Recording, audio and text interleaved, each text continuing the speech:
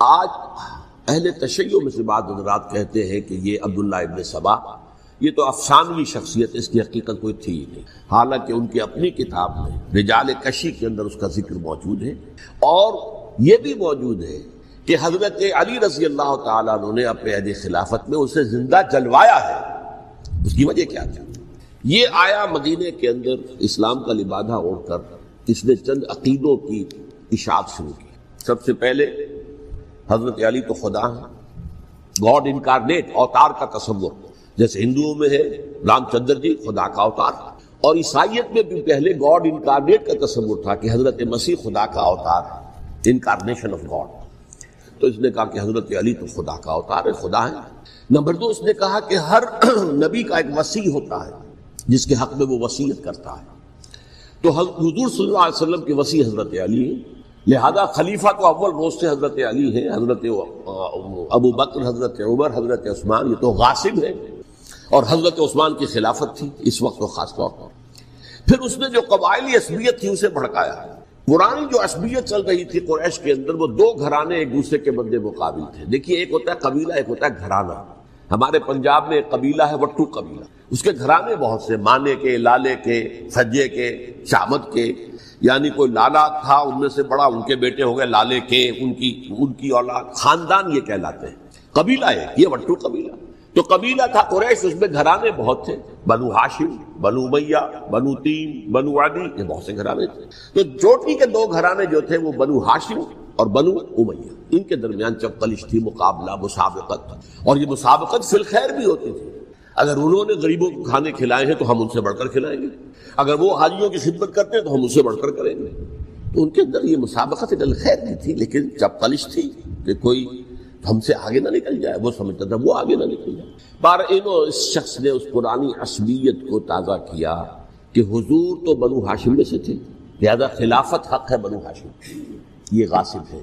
اس سے پہلے دو خلفاء جو تھے وہ نہ بنو ہاشم سے تھے نہ بنو امیہ سے تھے۔ حضرت ابو بکر بنو تیم میں سے تھے، چھوٹا قبیلہ تھا۔ حضرت عمر بنی عدی میں سے تھے، وہ بھی چھوٹا قبیلہ تھا۔ یہ حضرت عثمان پہلے خلیفہ جو بنو امیہ میں سے تھے، جن کی پرانی چپقلش بنو ہاشم سے تھی۔ اب اس کو موقع مل گیا کہ پرانی قبائلی عصبیت کو بھڑکائے۔ یہ ہے اصل میں اس فتنے کا پس منظر عبداللہ ابن سبا نے جو آ کر پھیلایا ہے، اور اس کی تفصیل میں اس وقت میں نہیں جا سکتا، کیسے یہ فتنہ پروان چڑھا، کیا انہوں نے اسٹریٹجی اختیار کی، کہ یہ کیا کرتے تھے، گروہ بنا کر بھیجتے تھے لوگوں کو، کوفے میں جاؤ تو وہاں پر دمشق کے گورنر کے خلاف اور مصر کے گورنر کے خلاف الزامات لگاؤ، اس نے یہ کیا، وہ غبن کر گیا، وہ یہ کر گیا، وہ خیانت کر رہا ہے، وہ رشتہ داروں کو پال رہا ہے، اور عثمان کے خلاف بھی تقریریں کرو رضی اللہ تعالیٰ عنہ۔ دمشق میں جاؤ تو کوفے کے گورنر کے خلاف، کیونکہ دمشق کے گورنر کے خلاف بات کرو گے تو لوگوں کو معلوم ہوگا کہ یہ جھوٹ بول رہے ہیں، لیکن یہ کہ وہاں تو تم بات کرو کوفے کے گورنر کے خلاف اور مصر کے گورنر کے خلاف اور حضرت عثمان کے خلاف۔ مصر میں جاؤ تو بات کرو کوفے کے اور شام کے گورنر کے خلاف اور حضرت عثمان کے خلاف۔ یہ انہوں نے ایسا اٹھایا، اور اس زمانے میں آپ کو معلوم ہے ذرائع نشر و رسائی تھے نہیں، نہ اس فتنے کی پتہ چل سکا جب تک کہ وہ فتنہ جو ہے پوری طرح برگ و بار لا کر تراول درخت نہیں بن گئے۔ اس کے نتیجے میں حضرت عثمان رضی اللہ تعالیٰ عنہ شہید ہوئے، اور خلیفہ پھر حضرت علی رضی اللہ تعالیٰ عنہ کو انہی سوائیوں نے، جنہوں نے گھیراؤ کیا تھا، جنہوں نے حضرت عثمان کو شہید کیا ہے، یہی حضرت علی رضی اللہ تعالیٰ عنہ کے ارد گرد ہوئے۔ اور حضرت علی رضی اللہ تعالیٰ عنہ بھی نہیں چاہتے تھے خلافت کی بیعت لینا، لیکن آخر کیا کرتے؟ کیا وہ امت کو بغیر خلیفہ کے چھوڑ دیتے؟ حضرت زبیر سے کہا گیا، انہوں نے نہیں مانا، رد کر دی بات۔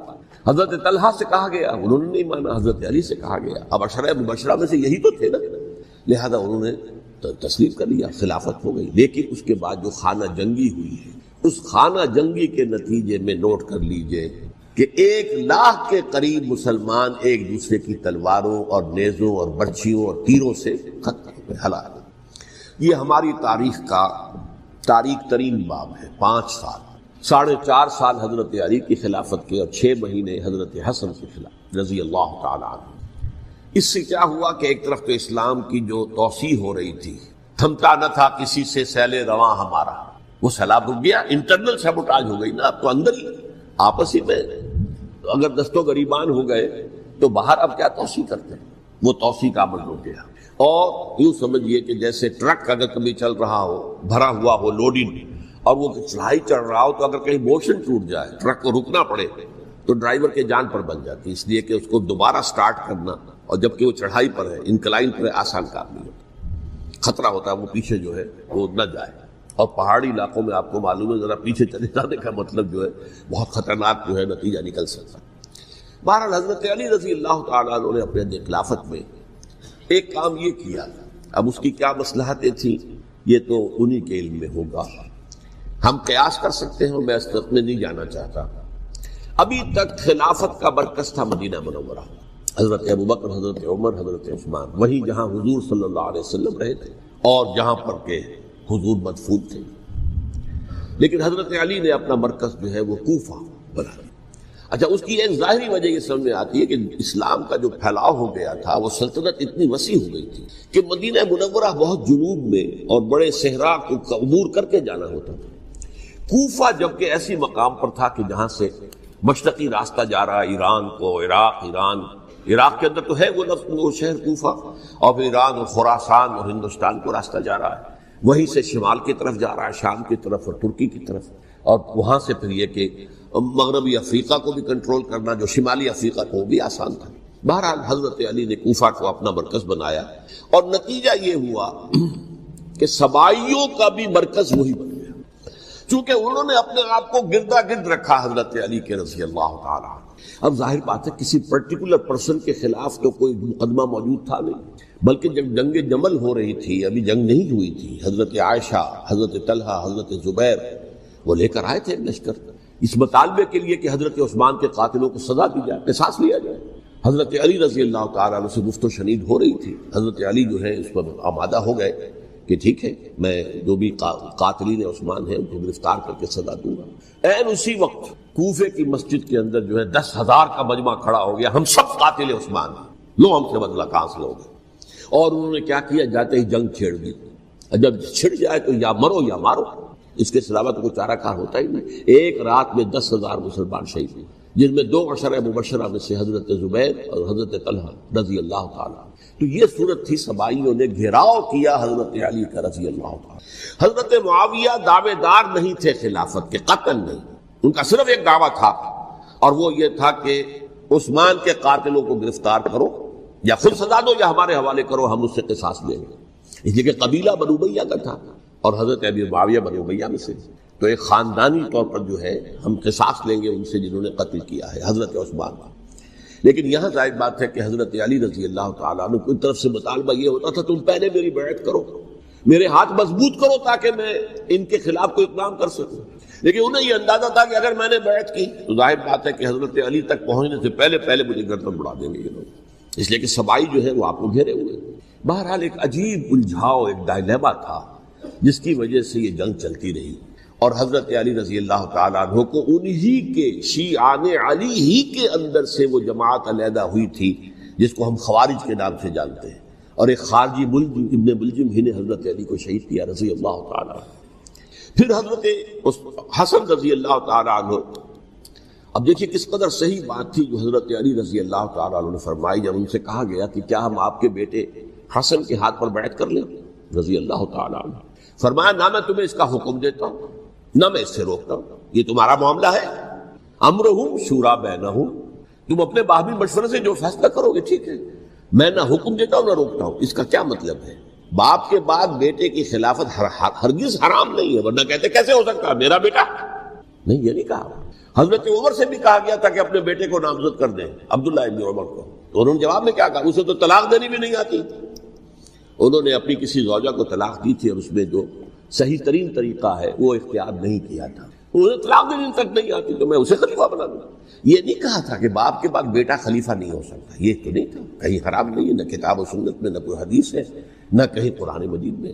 تو حضرت علی نے بھی فرمایا رضی اللہ تعالیٰ، نہ میں روکتا ہوں نہ حکم دیتا ہوں، یہ تمہارا اپنا معاملہ ہے۔ بہرحال حضرت حسن رضی اللہ تعالیٰ عنہ نے حضرت امیر معاویہ سے صلح کر لی، خلافت ان کے سپرد کر دی۔ دیکھیے میں حضرت ابوبکر، حضرت عمر، حضرت عثمان، حضرت علی کے ساتھ حضرت حسن کے دور خلافت کو بھی خلافت راشدہ میں سے سمجھتا ہوں۔ اور تبھی 30 سال پورے ہوتے ہیں اس حدیث کے مطابق کہ حضور نے فرمایا خلافت 30 برس رہے گی، پھر ملوکیت آ جائے گی۔ تو حضرت حسن کا بہت بڑا کارنامہ یہ ہے کہ اس خانہ جنگی کا دروازہ بند کر، اور یہ پیشن گوئی تھی حضور کی صلی اللہ علیہ وسلم حضرت حسن کو جب بچے تھے حضور کے انتقال سے پہلے، میرا یہ بیٹا مسلمانوں کے 2 گروہوں میں صلح کرائے گا، یہ حضور کی پیشن گوئی تھی، اور وہ پیشن گوئی حضرت حسن کے علم میں بھی ہوگی یقیناً۔ بہرحال انہوں نے صلح کی حضرت امیر معاویہ کے ساتھ رضی اللہ تعالی عنہ، خلافت ان کے حوالے کر دیا، اور کچھ شرائط تھیں طے ہو گئی، اللہ خیر صحیح۔ حضور کی تو یہ پیشن گوئی جو ہے صحیح ثابت ہوئی کہ میرا یہ بیٹا مسلمانوں کے 2 بڑے گروہوں کے درمیان صلح کرا دے، اور سبائیوں نے انہیں تانے دیے، یا عار المومنین، اے مومنوں کے لیے موجب عار، موجب شرم، تم نے بزدلی دکھائی، تم نے امیر معاویہ کو خلیفہ تسلیم کر لیا، تم نے بزدلی دکھائی، معاذ اللہ ثم معاذ اللہ ثم معاذ اللہ۔ اب میں کچھ باتیں حضرت امیر معاویہ کے بارے میں کہنا چاہتا ہوں، اس لیے کہ وہاں اس میں میں نے حضرت معاویہ کے بارے میں یہ تو بہت شدت کے ساتھ کہا تھا، اور میں اب بھی اس پر قائم ہوں اور پوری طریقے سے قائم ہوں۔ میرا مستقل موقف یہی ہے کہ حضرت معاویہ رضی اللہ تعالیٰ عنہ کے دور خلافت کو ہم خلافت راشدہ میں شامل نہیں سمجھتے، اہل سنت میں سے کوئی بھی نہیں سمجھتا، لیکن اس کے ساتھ میں نے حضرت امیر معاویہ کے کچھ مناقب بھی بیان کیے تھے تاکہ پلڑا جو ہے ترازو کا اس کے دونوں پلڑے سامنے آئے، لیکن یہ کہ وہ حصہ میرے اس بیان کا نکال دیا گیا، ختم کر دیا گیا۔ یہ میں نہیں جانتا کہ اس میں کیا مصلحت دیکھی گئی ہے، اس میں تو کسی کے لیے کوئی معاملہ ایسا نہیں تھا کسی کے جذبات کو جو ہے وہ ٹھیس پہنچانے والا، کیونکہ میں نے کہا وہ خلیفہ راشد نہیں تھی، صاف میں نے کہا، بلکہ وہ دور ملوکیت کا آغاز ان سے ہو گیا ہے۔ بلکہ جب ایک صاحب نے یہ کہا کہ کربلا کے بعد سے دور ملوکیت آ رہی تھی، تو میں نے کہا نہیں جناب، دور ملوکیت تو 20 سال پہلے پوری ہو چکی تھی، شروع ہو چکی۔ حضرت امیر معاویہ کے بھی 20 سال میں وہ دور ملوکیت میں شمار ہوا۔ انہیں کسر العرب بھی کہا گیا، عرب کے کسرا، جو شہنشاہ ایران کا خطاب تھا، حضرت معاویہ رضی اللہ تعالیٰ عنہ کو کسر العرب کہا گیا، عرب کا کسرا یہ ہے۔ لیکن دوسری طرف یہ ہے کہ وہ صحابی رسول رضی اللہ تعالیٰ حضور کے برادر نسبتی بھی ہیں، حضور کے سالے ہیں، ان کی ہمشیرہ ام حبیبہ حضور کی زوجہ محترمہ ہیں، ام المومنین ام حبیبہ رضی اللہ تعالیٰ عنہ۔ پھر کس قدر معتمد علیہ تھے حضور کے کہ کاتبان وحی میں شامل تھے، وحی کی کتابت کرنے والے چند لوگ تھے جنہیں کہ حضور کہتے تھے کہ اب یہ آیت لکھ لو، ان میں سے ایک امیر معاویہ بھی رضی اللہ تعالیٰ۔ تو بڑے توازن کی ضرورت ہے۔ دیکھیے صحابہ کرام کا جہاں تک تعلق ہے، اہل سنت کا موقف یہ ہے کہ صحابہ کلہم عدول، صحابہ سب کے سب نیک نیت ہے، اور ان کی روایت جو ہے قبول کی جائے گی، رد نہیں کی جائے گی، ان پر کوئی جرح و تعدیل نہیں ہوگی، اس لیے کہ ان کا تزکیہ محمد رسول اللہ صلی اللہ علیہ وسلم نے کیا تھا۔ لہذا یہ تو ہو سکتا ہے کہ کسی صحابی سے کوئی خطا ہو جائے، لیکن وہ خطا اجتہادی ہوگی، نیت کی خطا نہیں ہوگی، نیت کی غلطی نہیں ہوگی۔ اگر کسی صحابی کی نیت پر حملہ کیا جائے تو یہ اصل میں طعن ہے، حملہ ہے حضور پر کہ وہ تربیت دے نہیں سکے اپنے ساتھیوں کو، معاذ اللہ ثم معاذ اللہ ثم معاذ اللہ، وہ تزکیہ کر ہی نہیں سکے۔ 3 جگہ جو قرآن میں آیا ہے یتلو علیہم آیاتہ ویزکیہم، تو کیا تزکیہ کیا؟ اگر ان کے قریب ترین ساتھی جو تھے، اگر ان کے اندر بھی بدنیت کی تھی اور دنیا کی طلب تھی اور دنیا کے اندر اقتدار حاصل کرنے کا جذبہ تھا، تو پھر کیا تزکیہ کیا؟ معاذ اللہ ثم معاذ اللہ۔ لہذا صحابہ سب کے سب عدول ہیں، اور ان سے اختلاف ممکن ہے، لیکن ان کی نیت پر حملہ نہیں ہو سکتا۔ تو حضرت امیر معاویہ کی شخصیت ایک چیز ہے، آپ کا دور خلافت دوسری چیز۔ شخصیت کے اعتبار سے صحابی رسول ہیں، برادر نسبتی ہیں حضور کے صلی اللہ علیہ وسلم، اور پھر یہ کہ اس قدر معتمد علیہ ہے صحابہ میں سے کہ وہ کاتبان وحی، یہ عام آدمی کے کرنے کا کام نہیں تھا جو وحی کی کتابت کرے، اللہ کے کلام کی۔ البتہ یہ ہے کہ جیسا کہ میں نے عرض کیا، ان کا دور خلافت راشدہ نہیں ہے، وہ ملوکیت کا دور ہے۔ یہ میں نے جیسا کہ عرض کیا، میں نے ایک صاحب نے جب یہ کہا کہ ملوکیت شروع ہو رہی تھی، میں نے کہا شروع نہیں ہو رہی تھی، ملوکیت تو 20 سال پہلے شروع ہو چکی تھی۔ اسی طریقے سے ایک صاحب نے کہا تھا کہ اسلام کو قائم کرنے کے لیے حضرت حسین میدان میں آئے، میں نے کہا یہ بھی غلط ہے، اسلام تو 60 سال پہلے قائم ہو چکا تھا، نبی اکرم صلی اللہ علیہ وسلم کے دستے مبارک سے اسلام قائم ہو گیا، جعل الحق وزهق الباطل ان الباطل کان زهوقا، پھر 30 برس تک وہ کامل شکل کے اندر قائم رہا۔ تو اسلام جو ہے وہ جو ہے در حقیقت اب قائم کرنے والی بات نہیں تھی، البتہ اس کے اندر زوال شروع ہو گیا تھا، اس زوال کے عمل کو روکنے کے لیے حضرت حسین میدان میں۔ یہ ایک چیز کو صحیح تاریخی پرسپیکٹو میں رکھنا تو جس طرح سے دین کو قائم کرنے کے لیے دیکھیے قائم تو کیا محمد رسول اللہ صلی اللہ علیہ وسلم والذین معہ رضی اللہ تعالی عنہ، انہوں نے کیا کیا۔ ہاں اب جو ہے وہ اپنی اس شاندار حیثیت سے نیچے گرنے لگا تھا، وہ میں بعد میں عرض کروں گا کہ میں نے اسے کیا عرض کیا تھا کہ یہ اس زوال کو روکنے کے لیے کسی طریقے سے یہ اپنی اصل حقیقت پہ قائم رہے، یہ حضرت حسین رضی اللہ تعالیٰ عنہ کی سعی تھی۔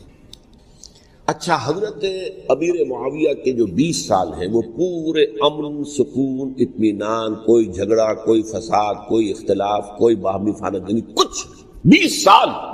یہ بھی تاریخ کی بڑی چشم کشا حقیقت ہے جو عام طور پر لوگوں کے علم میں نہیں ہے۔ سبائی بھی دبکے رہے، حضرت امیر معاویہ کی حکومت اتنی مضبوط تھی، کنٹرول، کہ ان کو کچھ سر اٹھانے کا موقع نہیں ملا، موجود تھے، دبکے رہے۔ جیسے کہ میں نے کہا ریولیوشن کے آخری مرحلے پر آ کر جو مخالفین ہیں وہ دب جاتے ہیں کہ پھر دیکھیں گے موقع ملے گا تو پھر لیں گے ان سے حساب کتاب۔ 20 سال رہے ہیں پورے امن کے۔ 10 سال کے بعد یعنی درمیان میں ہے حضرت امیر معاویہ کا عہد خلافت۔ ایک صحابی جو کہ بزرگ صحابہ میں سے ہیں، مغیرہ ابن شعبہ رضی اللہ تعالی عنہ، وہ آتے ہیں اور وہ کہتے ہیں کہ دیکھیے امیر المومنین، کتنی بڑی خانہ جنگی رہی تھی مسلمانوں کی آپس میں، اور اب بھی اگر آپ کسی کو نامزد کیے بغیر چھوڑ گئے امت کو تو پھر خانہ جنگی ہو جائے۔ 1 لاکھ اس وقت جو ہے وہ ہلاک ہوئے تھے، نہ معلوم اب کتنے ہلاک۔ لہٰذا آپ اپنی زندگی ہی میں نامزد کر دیجئے کسی کو خلیفہ، ولی عہد بنا۔ حضرت امیر معاویہ نے ابتداءً جو ہے انکار کیا نہیں، لیکن ان کے دلائل ایسے تھے وزنی، اور میں سمجھتا ہوں کہ وہ بات صحیح تھی جو مغیرہ ابن شعبہ نے کہی، اس لیے کہ اب صحابہ کرام میں سے جو کبار صحابہ تھے وہ تو سب دنیا سے رخصت ہو چکے تھے۔ اب تو یا صغار صحابہ رہ گئے تھے جو حضور کے زمانے میں بچے تھے، حضرت حسن، حضرت حسین، عبداللہ ابن زبیر، یہ بچے تھے نا، یا تو وہ تھے، اور یا بالکل نو مسلم تھے، اور نو مسلموں میں بڑی تعداد وہ تھی جو ایرانیوں کی تھی، شامیوں کی تھی، ادھر کی تھی، ادھر کی تھی، تو ان کو تو ظاہر بات ہے کہ تربیت نبوی سے کیا خلافت راشدہ سے بھی اکثر و بیشتر کو کوئی حصہ ملا ہی نہیں۔ تو اس صورت میں اب وہ اعلیٰ ترین معیار پر حکومت کے نظام کو قائم کرنا ممکن نہیں ہے۔ کوئی قبائلی عصبیت جب تک حکومت کی پشت پر نہیں ہوگی، حکومت مستحکم نہیں ہوگی۔ یہ گویا کہ ایک جس کو کہتے ہیں کہ حقیقت بینی، واقعیت پسندی، ایک آئیڈیلزم ہے اور ایک ریئلزم ہے کہ آپ فیکٹس آن دی گراؤنڈ کو غور کریں، سوچیں اس کے اوپر اور پھر کوئی فیصلہ کریں۔ اس اعتبار سے پھر حضرت امیر معاویہ نے بات مان لی اور بیعت لے لی لوگوں سے حضرت یزید کے لیے کہ یہ خلیفہ ہوں گے میرے بعد، اس کو ولی عہدی کہتے ہیں۔ اچھا، اس وقت 5 افراد ایسے تھے کہ جنہوں نے اس سے اختلاف کی، یہ بات بہت اہم ہے۔ میرا کتاب کیا ہے سانحہ کربلا، اس کے کچھ نسخے آج یہاں ہوں گے، آپ لوگ پڑھیے اسے غور سے اور پھیلائیے تاکہ حقیقت سامنے آئے۔ 5 افراد کون تھے جو ہونے چاہیے؟ ابو بکر فوت ہو گئے، ان کے بیٹے عبد الرحمن ابن ابی بکر۔ عمر فوت ہو گئے، ان کے بیٹے عبداللہ ابن عمر۔ عباس فوت ہو گئے، ان کے بیٹے عبداللہ ابن عباس۔ زبیر فوت ہو گئے، ان کے بیٹے عبداللہ ابن زبیر۔ اور حضرت حسن جو ہے ان کا انتقال ہو چکا تھا، حضرت علی کے بیٹے حضرت حسین رضی اللہ تعالیٰ عنہ مجمعین۔ حضرت حسن کے بارے میں ایک فریق کا کہنا یہ ہے کہ انہیں زہر دے کر ہلاک کیا گیا، اہل تشیع کا قول ہے، جبکہ اہل سنت کہتے ہیں کہ نہیں، وہ اپنی جو بھی طبی موت تھی اس سے ان کی وفات۔ لیکن میں اس میں نہیں جانا چاہتا، اس لیے کہ یہ مائکرو ہسٹری جو ہے نا، وہ تو ایک ایک واقعے کے لیے ادھر کی روایات کیا، ادھر کی کیا ہیں، ان کے پاس کیا دلائل، یہ تو کسی ریسرچ اسکالر کا موضوع ہے، میرا موضوع نہیں ہے۔ لیکن بہرحال یہ 5 حضرات تھے جنہوں نے ولی عہدی کی بیعت نہیں کی، لیکن حضرت معاویہ اتنے حلیم الطبع انسان تھے، انہوں نے جبر نہیں کیا، کوئی تشدد نہیں کیا۔ ٹھیک ہے، ولی عہدی کی بیعت نہیں کر رہے، کوئی بات نہیں، میری بیعت تو کی ہوئی ہے نا، ابھی تو میں زندہ ہوں، بات ختم ہو گئی، میری بیعت کو تو نہیں توڑا انہوں نے، فسخ بیعت نہیں کی۔ اس اعتبار سے انہوں نے نہ کوئی تشدد کیا، نہ جبر کیا، نہ کوئی مواخذہ کیا۔ لیکن جب امیر معاویہ کا انتقال ہو گیا، اب ولی عہدی کی بجائے وہ اب خلافت کی بیعت کی، سب لوگوں نے بیعت کر لی۔ ان 5 میں سے ایک فوت ہو چکے تھے، حضرت عبد الرحمن ابن ابی بکر فوت ہو چکے رضی اللہ عنہ۔ 4 تھے، ان 4 میں ایک اختلاف ہوا۔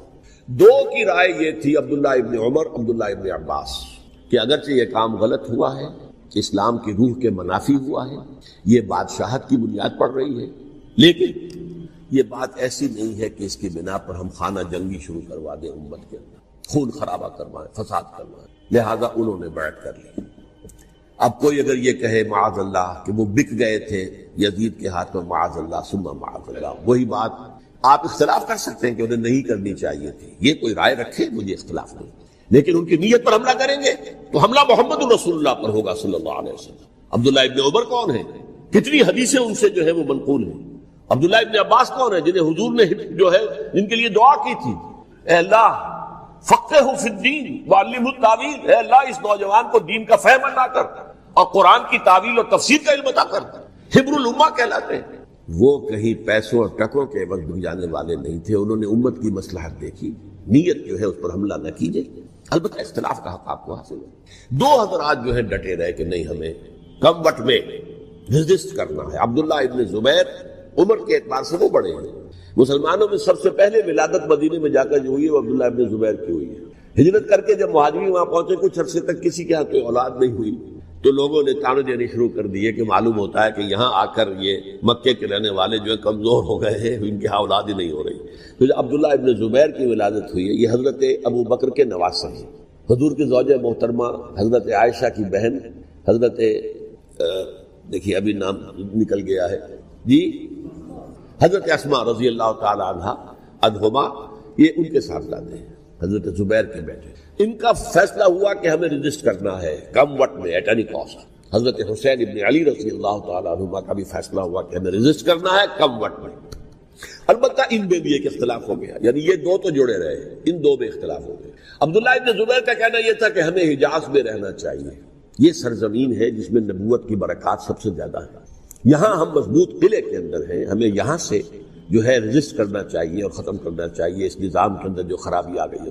حضرت حسین رضی اللہ تعالیٰ عنہ کے پاس خطوط کا تانتا بنا ہوا تھا، کوفے سے لوگ خط لکھ رہے تھے، آئیے آئیے آئیے، ہم آپ کے ہاتھ پر بیعت کریں گے، ہم آپ کے ہاتھ پر بیعت کریں گے، ہم آپ کے ہاتھ پر بیعت کریں گے۔ یہی وہ کوفہ جو حضرت علی کا دارالخلافہ رہا تھا اور جو پھر صبائیت کا گڑھ بن گیا تھا۔ چنانچہ حضرت حسین نے حضرت مسلم بن عقیل کو بھیجا وہاں پر کہ میرے نمائندے کی حیثیت سے جا کر وہاں پر بیعت لو۔ 10-12 ہزار افراد نے بیعت کر لی، لیکن اس کے بعد یزید کی طرف سے گورنر بنا کے بھیجا گیا ابن زیاد کو۔ ابن زیاد نے آ کر جو تشدد کیا اور سختی کی تو سب کے سب بیعت توڑ کر اور سب منحرف ہو گئے۔ مخلصین تو وہ تھے نہیں، الکوفی لایوفی، کوفی جو ہے وہ تو کوئی وعدہ وفا کرنے والا ہوتا ہی نہیں، بیعت توڑ دی۔ فمن نقص فانما ينقص على نفسه، بیعت کے بعد بیعت توڑ دینا بہت بڑا گناہ ہے، توڑ دیا۔ ادھر اطلاع مل گئی حضرت حسین کو، چل چکے تھے، وہ راستے میں تھے کہ وہاں تو مسلم بن عقیل شہید ہو گئے اور سب لوگوں نے بیعت توڑ دی۔ اب واپس جانا چاہتے تھے، لیکن مسلم بن عقیل کے بیٹے جو ہے اڑ گئے۔ یہ عرب کی اپنی ایک جو ہے پرانی ان کی حمیت اور ان کا قبائلی نظام کہ اب ہم اپنے والد کے خون کا قصاص لیے بغیر نہیں جائیں گے۔ حضرت حسین رضی اللہ تعالیٰ عنہ کی مروت اور شرافت کہ یہ میرا ساتھ دینے کے لیے آئے تھے، اب میں ان کا ساتھ نہ دوں تو یہ تو شرافت اور مروت کے خلاف ہے۔ کہا اچھا چلو چلتے۔ وہاں جا کر بھی عین اپنے میدان کے اندر بھی حضرت حسین رضی اللہ تعالیٰ عنہ نے 3 چیزیں پیش کی ان کوفیوں کے لشکر کے خلاف۔ سب سے بڑا لشکر کے اندر سب سے بڑے تو کوفی تھے جنہوں نے بیعتیں کی ہوئی تھی حضرت حسین کے ساتھ۔ دیکھو مجھے جانے دو واپس حجاز کی طرف، یا مجھے سرحدوں پر بھیج دو تاکہ میں کافروں کے ساتھ جنگ کرتے ہوئے اپنی جان دے دوں، یا مجھے یزید کے پاس جانے دو، میں اپنا معاملہ اس سے طے کر لوں۔ لیکن کوفیوں کو یہ گوارا نہیں تھا۔ اگر یہ یزید کے پاس پہنچ گئے تو ہمارا کچا چٹھا بیان کر دیں گے کہ مجھے تو ان لوگوں نے برگلا کر بلایا تھا۔ اس لیے کہ دیکھیے حضرت امیر معاویہ کے 20 سالوں کے دوران میں بتا چکا ہوں، ان کی حکومت اتنی مستحکم تھی کہ اس کے خلاف کوئی فتنہ اٹھانا ممکن نہیں تھا۔ اب چونکہ چینج اوور ہوا تھا، اور چینج اوور میں آپ کو معلوم ہوتا ہے کہ ایک جس کو کہتے ہیں every thing is in the melting پاٹ، ابھی تو یہ درمیان کے اندر معاملہ ہے، تو انہیں موقع ملا، سر اٹھایا حضرت حسین رضی اللہ تعالیٰ عنہ کو، جو خطوط لکھے جس کے کہ تھیلے کے تھیلے اور بوریوں کی بوریاں بھری ہوئی حضرت حسین کے ساتھ تھی، وہ کہا کہ آئیے ہم آپ سے بیعت کریں گے، انہوں نے نہیں مانا۔ اور اصل میں حضرت حسین کے قاتل وہ کوفی، وہ بزدل، وہ منافق جنہوں نے بیعت کر کے بیعت توڑی، اور اب وہ آ گئے کہ اگر یہ حسین رضی اللہ تعالیٰ عنہ بچ کر کہیں یزید کے پاس پہنچ گئے تو پھر ہمارا کچا چٹھا جو ہے وہ سامنے آ جائے گا اور ہماری پھر شامت آ جائے گی، لہذا انہوں نے قتل کیا حضرت حسین کو رضی اللہ تعالیٰ۔ ایک بات جو علامہ ڈاکٹر قلب صادق نے فرمائی، اور میرے علم میں یہ بات پہلے نہیں تھی، وہ یہ کہ حضرت حسین کے قتل کا فتویٰ ایک بہت بڑے مفتی نے دیا تھا۔ یہ بات بھی ذرا سمجھ لیجیے، حضرت حسین رضی اللہ تعالیٰ عنہ کے قتل کا فتویٰ ایک بہت بڑے مفتی نے دیا تھا۔ کیوں دیا تھا؟ اس لیے کہ حضور کی